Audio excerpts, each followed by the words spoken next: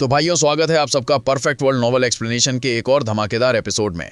तो पिछले वीडियो में हमने देखा ग्रेट एल्डर और इमॉर्टल वैंग की फाइट, जहां ग्रेट एल्डर ने इमॉर्टल वैंग की हवा टाइट कर दी थी, जिसके बाद इमॉर्टल वैंग डिक्री लिखवा देता है कि आज से वैंग फैमिली का कोई भी शी हाउ को टच नहीं करेगा। तो जिसने भी पिछला एपिसोड नहीं देखा है जाकर उसे देख लो, नहीं तो आगे की स्टोरी समझ में नहीं आएगी। तो अब आगे वॉन्ग फैमिली की डिक्री जैसे ही बाहर आई, पूरे 9 हेवंस 10 अर्थ्स में हल्ला मच गया। हर तरफ इसकी बात होने लगी। लेकिन इस बार बात वॉन्ग फैमिली की पावर दिखाने की नहीं थी। इस बार सबसे ज्यादा चर्चा ग्रेट एल्डर और इमॉर्टल वॉन्ग की बैटल की थी। ये फाइट इतनी शॉकिंग थी कि लोगों को यकीन ही नहीं हो रहा था। इसके साथ ही एक और नाम हर क्लैन तक पहुंच गया, होंग। हर मेजर फोर्स ने अपने डिसाइपल्स को क्लियर वार्निंग दे दी, इस लड़के को प्रोवोक मत करना, बिल्कुल भी नहीं। इस बैटल का डायरेक्ट इफेक्ट दिखने लगा। बड़े बड़े फैमिलीज ने ओपनली कह दिया कि वो शी हाउ के खिलाफ कोई एक्शन नहीं लेंगे। सबको समझ आ गया था कि ग्रेट एल्डर का स्टैंस कितना स्ट्रिक्ट है।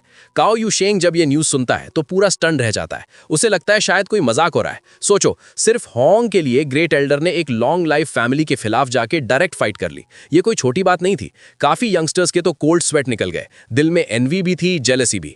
हेवनली डीटी इंस्टीट्यूशन का नंबर 1 एक्सपर्ट, 9 हेवंस 10 अर्थ्स के स्ट्रॉन्गेस्ट लोगों में से एक, मेंग तियानजेंग, ओपनली बोल चुका था कि हुआंग उसका डिसाइपल है। अब कौन हिम्मत करेगा उससे छेड़ने की? ऐसे मास्टर के साथ तो कोई भी 9 हेवंस 10 अर्थ्स में फ्रीली चल सकता है। काफी लोग खुल के बोल रहे थे। वॉन्ग फैमिली को यह सब मिलना ही चाहिए था। ये लोग खुद को ओवरलॉर्ड समझते हैं। आज ग्रेट एल्डर ने उन्हें रियलिटी दिखा दी। हेवनली डीटी इंस्टीट्यूशन के लोग काफी एक्साइटेड थे। इसी बीच अंडरग्राउंड इमॉर्टल केव की एक्सप्लोरेशन भी खत्म हो चुकी थी। सब यंग एक्सपर्ट्स बाहर आ गए। पर्पल सन हेवनली मोनार्क, ग्रेट सू तुओ, लान सियान, ची गू और बाकी सब।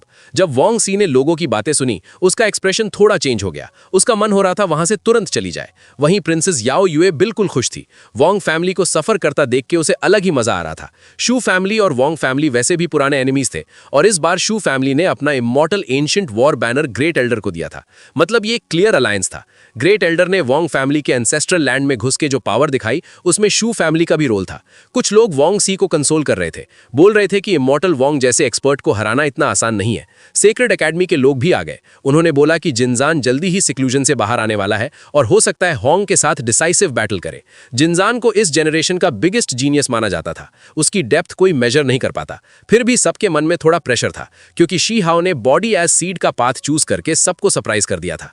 कुछ लोग बोल रहे थे होंग एंशिएंट मेथड यूज करता है, जिनजान प्रेजेंट वर्ल्ड टेक्निक। कौन स्ट्रांग है ये बैटल के बाद ही पता चलेगा। किसी ने यह भी बोला कि होंग ने अभी नया स्टेप लिया है, अभी टाइम चाहिए। प्रिंसेस याओ युए ने हंसी के साथ बोला, व्हाई नॉट डेट फिक्स कर देते हैं, मैं होंग से बात करूंगी, तुम जिनजान को बुला लेना। सेक्रेड एकेडमी के लोग सीरियस हो गए। दूर पर्पल सन हेवनली मोनार्क चुप था। पहले सबकी नजर उस पर होती थी, लेकिन होंग के हाथ बुरी तरह हारने के बाद उसका स्टेटस गिर गया था। इसी बीच इमॉर्टल एकेडमी का एक एल्डर गुस्से में बोला, तुम लोग अभी भी ये सब डिस्कस कर रहे हो? कल्टीवेशन पे फोकस करो। दूसरी साइड के क्रीचर्स कभी भी आ सकते हैं। और तभी आसमान में हवा बदली। ग्रेट एल्डर शी हाउ के साथ वापस आ गए। वो थोड़ा लेट इसलिए आए क्योंकि रास्ते में डिवाइन मेडिसिन कलेक्ट कर रहे थे, पर्पल मैनर हर्ब को रिफाइन करने के लिए। सब मेडिसिन मिली नहीं, लेकिन कोई जल्दी नहीं थी। जैसे ही ग्रेट एल्डर आया, सब एल्डर्स रिस्पेक्ट देने आ गए। शी हाउ को भी लोग घेर के खड़े हो गए। लूनर यार्ड रैबिट, चैंगोंग यान, फेंगवू सब खुश थे। अब कोई शी हाउ को हार्म करने की हिम्मत नहीं करेगा। गोल्डन लिटिल लैंड शोल्डर पर बैठ के चिल्लाया, अरे हाथ हटाओ, ये मेरा ह्यूमन है। शी हाउ हंस दिया, लेकिन अंदर से काफी इमोशनल था। ग्रेट एल्डर के लिए उसके दिल में रियल ग्रेटिट्यूड थी। फिर बात चली फ्यूचर प्लान की। 3 academies, immortal academy, sacred academy, heavenly DT institution मिलके एक जॉइंट इमॉर्टल लैंड बनाना चाहते थे। इसी बीच अचानक स्पेस फट गया। वॉइड एक्सप्लोड हुई और एक आधा टूटा हुआ ब्रॉन्ज वॉरशिप बाहर निकला। पूरा शिप ब्लड और डार्क ऑरा से भरा था। ग्रेट एल्डर का फेस तुरंत सीरियस हो गया। यह शिप बॉर्डर का था। इस पर आयरन ब्लड वॉर बैनर का सिंबल बना हुआ था। ग्रेट एल्डर तुरंत ऊपर गया। शिप के अंदर एक आदमी था, आधा बॉडी ऑलमोस्ट डेड। उसने होश में आते ही चिल्लाया, सब खत्म हो गया, इम्पेनेट्रेबल पास टूट गया। दूसरी साइड के लोग आ गए। इस एक सेंटेंस ने सबको फ्रीज कर दिया। ये सिर्फ बैड न्यूज नहीं थी, ये वर्ल्ड एंडिंग न्यूज थी। जिस चीज का सबको डर था, वो दिन आ चुका था। दूसरी साइड के क्रीचर्स वापस आ रहे थे, और इसका मतलब सिर्फ एक ही चीज थी, खून, जंग और डिस्ट्रक्शन। ये हिस्ट्री का सबसे टेरिफाइंग एरा ऑफिशियली स्टार्ट हो चुका था। जैसे ही लोगों ने इन शॉकिंग चेंजेस के बारे में सोचा, सबके दिल अंदर से कांप गए। दिमाग बिल्कुल खाली सा हो गया।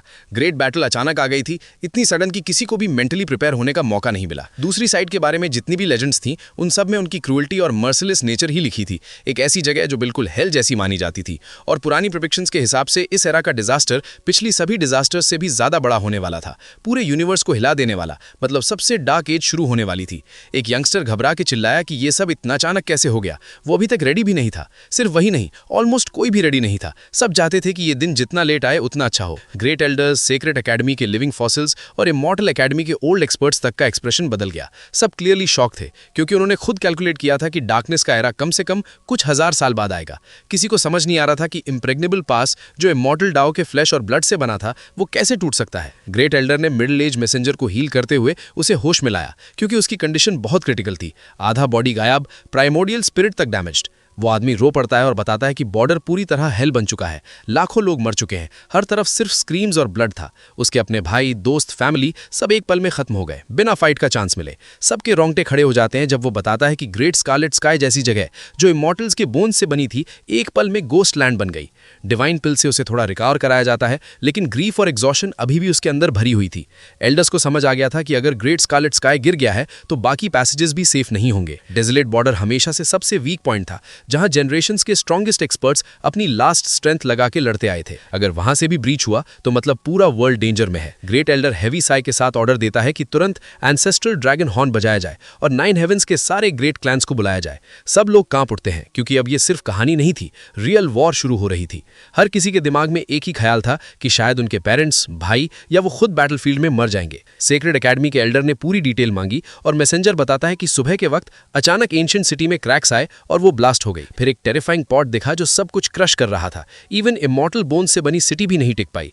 ये सुनते ही शी हाउ का एक्सप्रेशन बदल गया। उसे इमॉर्टल स्मेल्टिंग पॉट याद आ गया, जो ट्रू इमॉर्टल्स को रिफाइन करने के लिए बना था और जो शायद दूसरी साइड की किसी अनइमेजिनेबल एग्जिस्टेंस का वेपन था। इसी बीच ट्रू ड्रैगन ब्यूगल हॉर्न की आवाज गूंज उठी।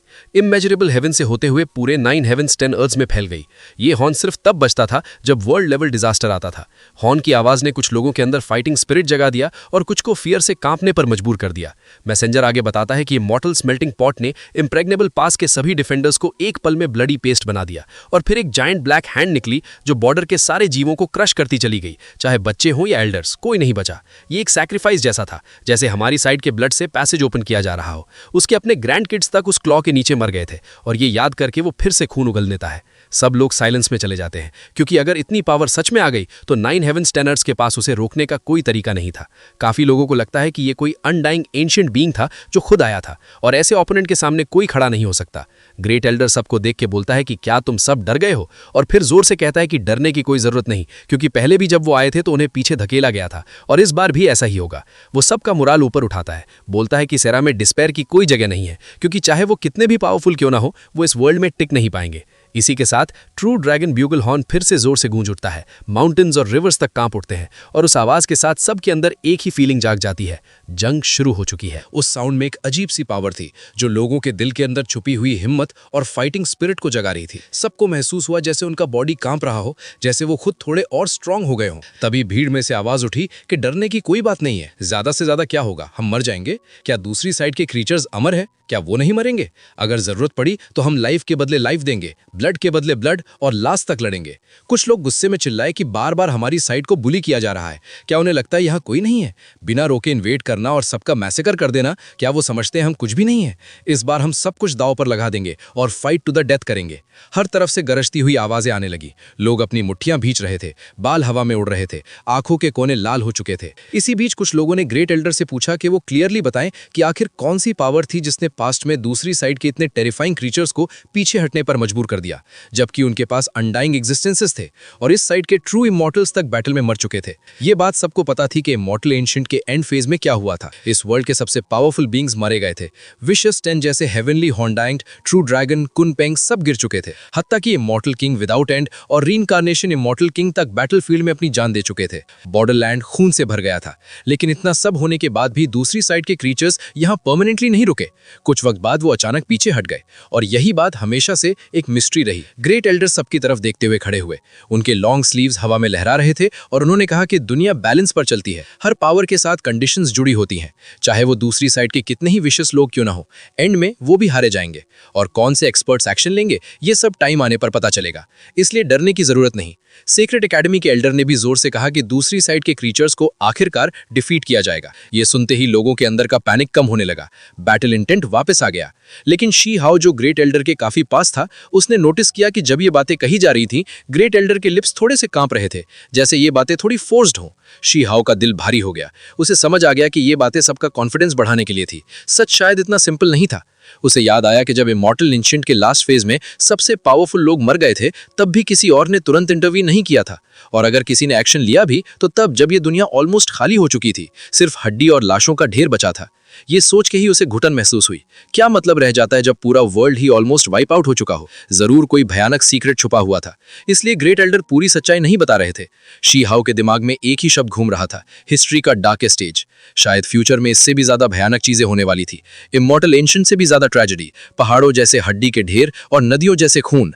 उसने सोचा कि जो बीइंग्स इस लेवल के वॉर में इंटरफेयर कर सकते हैं, वो एलाइज हैं या एनिमीज, ये कहना मुश्किल है। और अगर वो एनिमीज निकले तो सिचुएशन इमेजिनेशन से भी ज्यादा हॉरिफाइंग हो जाएगी। इसी सोच में डूबा हुआ शी हाओ तब होश में आता है जब ऊपर से विस्लिंग साउंड सुनाई देता है और एक मैसिव व्हाइट बोन वॉरशिप आसमान में दिखाई देता है। पता चलता है कि व्हाइट बोन माउंटेन के क्लैन लॉर्ड अपने टॉप एक्सपर्ट्स के साथ एंसेस्ट्रल ड्रैगन ब्यूगल हॉर्न की कॉल पर आए हैं। फिर आउटर स्पेस से एक मीटियोर जैसी चीज गिरती दिखती है, जो असल में एक वॉरशिप होती है जो स्टार से रिफाइन की गई थी, और सोलन ऑर्किड क्लैन के एक्सपर्ट्स उसमें से निकलते हैं। फिर एक gigantic purple ship realm cross करती है और सब शॉक में आ जाते हैं जब पता चलता है कि लॉन्ग लाइफ इंपीरियल कोर्ट के खबसी फैमिली के लोग आ गए हैं। हजारों एल्डर्स एक साथ, हर एक की ब्लड एनर्जी ओवरफ्लोइंग। प्रिंसेस याओवे भी शॉक हो जाती है क्योंकि उसके क्लैन के ओल्ड एंसेस्टर्स तक आ चुके थे। धीरे धीरे और भी वॉरशिप्स आसमान भर देते हैं। 9 हेवेंस के ऑलमोस्ट सारे पावरफुल क्लैन्स आ चुके थे, क्योंकि जब डिजास्टर आता है तो कोई क्लैन सेफ नहीं रहता। ग्रेट एल्डर जोर से ऑर्डर देता है कि बिना टाइम वेस्ट किए सब ग्रेट सेरेटल स्काई की तरफ निकले। जो बाद में आए वो डायरेक्टली वहीं पहुंचे। सिचुएशन इतनी अर्जेंट थी कि किसी को नहीं पता था कि वहां अब तक क्या हाल हो चुका होगा। शी हाओ खुद जाने की बात करता है, लेकिन एल्डर्स उसे डांट देते हैं कि इस लेवल के बैटल में उसका कोई रोल नहीं है। शी हाओ हेल्पलेस फील करता है क्योंकि उसे लगता है कि डार्कनेस का एरा आ चुका है और ग्रो करने का टाइम ही नहीं मिला। बाकी यंग सुप्रीम बीइंग्स भी रिग्रेट में थे, अभी तक पीक तक नहीं पहुंचे और वर्ल्ड कोलैप्स होने जा रही है। एल्डर्स उन्हें समझाते हैं कि अभी उनका टाइम नहीं आया, ये वॉर सालों चलेगी। जब एल्डर्स गिर जाएंगे तब उनका वक्त आएगा। यंगस्टर्स की आंखों में आंसू आ जाते हैं, अपनी कमजोरी पर गुस्सा आता है। तभी ग्रेट एल्डर एक और चौंकाने वाली बात बताता है कि हर जनरेशन में जीनियसेस होते हैं और हिस्ट्री के कई स्टनिंग फिगर्स अभी भी जिंदा हैं। अब उनका टाइम आ गया है। ये सुन के सब लोग हिल जाते हैं। तभी कुछ जायंट वॉरशिप्स पर से मिडिल एज्ड और ओल्ड फिगर्स सामने आते हैं, वही पुराने प्राइड ऑफ हेवन जो कब के गायब हो चुके थे। वो जोर से कहते हैं कि अब वो एक्शन लेंगे, यंगस्टर सिर्फ कल्टीवेशन पर फोकस करें। ये देखकर काफी यंग एक्सपर्ट्स रो पड़ते हैं, क्योंकि वो समझ रहे थे कि शायद ये लास्ट फेयरवेल है। लन सियान, प्रिंसेस याओवे जैसे लोग रिक्वेस्ट करती हैं कि उन्हें दूर से ही देखने दिया जाए, क्योंकि वो जानती थी कि उनके सीनियर्स शायद कभी वापस ना आए।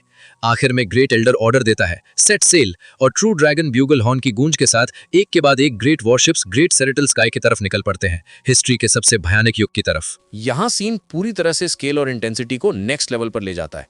वॉरशिप्स बादलों की तरह आसमान में छा जाती हैं। हजारों नहीं बल्कि हजारों से भी ज्यादा बड़े शिप्स एक साथ अपीयर होते हैं।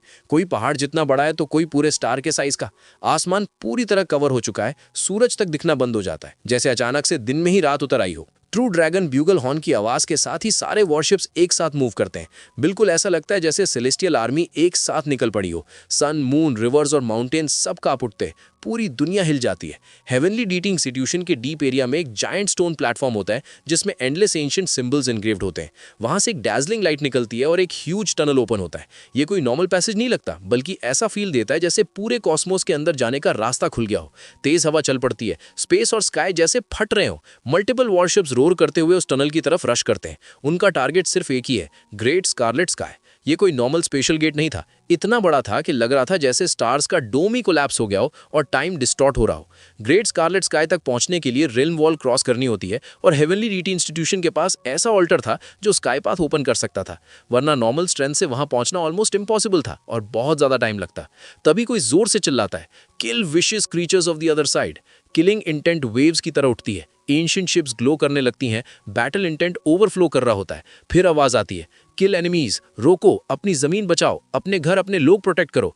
एक के बाद एक वॉरशिप ब्राइट लाइट के साथ पैसेज में घुस जाती है। शी हाओ और बाकी यंगस्टर्स चुपचाप ये सब देख रहे होते हैं। कुछ यंग गर्ल्स की आंखें भीगी हुई होती हैं, वो भी इस शिप पर चढ़ जाती हैं सिर्फ इसलिए ताकि अपने सीनियर्स को एनिमी से लड़ते हुए देख सकें। सब जानते थे अगर रियल में फॉरेन क्रीचर्स से सामना हुआ तो बहुत लोग वापस नहीं आने वाले थे। सेक्रेड एकेडमी का एल्डर डायरेक्टली जंप करके खुद ही पैसेज में एंटर करता है, शिप का इंतजार तक नहीं करता।